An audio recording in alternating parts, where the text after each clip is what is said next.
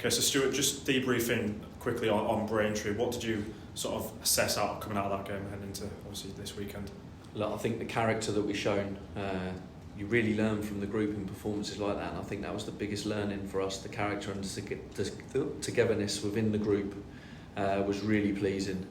And look, we showed once again that we created a lot of chances, and the game probably could have been out of sight even though the scoreline looked closer. But on the flip side as well, they had a chance at 2-1 where the guy puts it over the bar, and it probably could have put the game a little bit out of sight for us. So look, there's a lot to work on, but lots and lots of pluses from it, and that's the real pleasing thing, that we're winning games of football, and as a group and as a management team we know that we can really improve as well.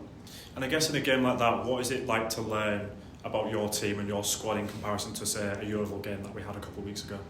Yeah, I think you learn big in games like that. I think when you go behind 1-0 and the types of goals we conceded, they're disappointing in the way that we conceded them.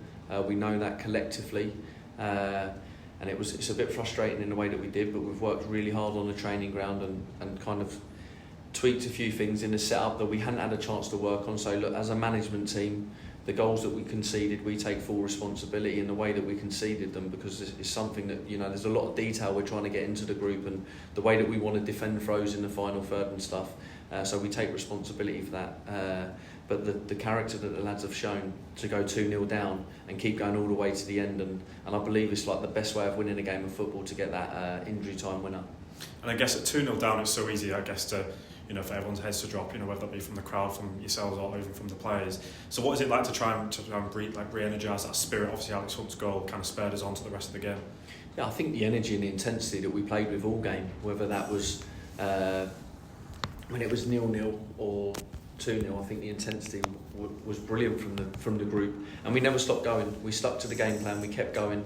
At half time we had to tweak our structure a little bit, because they come with a man-for-man press, and I thought the lads took it on board and went and executed it, and I thought the subs made a real impact to winning us that game. They come on and changed the game in a different way, so yeah, I was really pleased.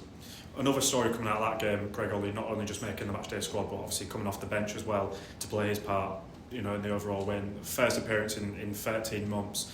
How impressive have you been with him since obviously you've come through the door, but not only with his recovery, but then obviously getting back to full fitness and then back into the team? Yeah, look, he's a top player, and he's someone that I've admired for years, playing for Gateshead over the years.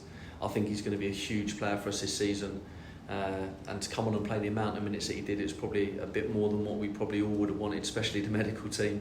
But he got through it, and he's come through with no little niggles or anything. He's trained this week, so yeah, really impressed. And to think obviously that little period he had at the end of the game on Saturday, that's only the start of his Yorks that he created. It's a long season to go. Yeah, definitely. Look, he's going to get sharper and fitter, more match fit. Look, he's fit, but he's going to get match fit, match sharper, game by game, and the minutes that we can build up. We got to build his minutes. So that's what we got to all understand from the fans to us as a management team as well. He's been out, like you just said there, 13 months. It's a long time to be out of football. So you think lads have 6 to 7 weeks off in pre-season and come back and you build their minutes up. So we've got to build his minutes up. Slowly but surely, but look, he's performed to a very high level, and he's been out for a long time. Moving on to Saturday then, obviously no Ollie Banks last weekend, obviously for injury. What's the update on him? Could he return potentially this weekend or in the future? Look, scan results come back, he'll probably be 3 to 4 weeks.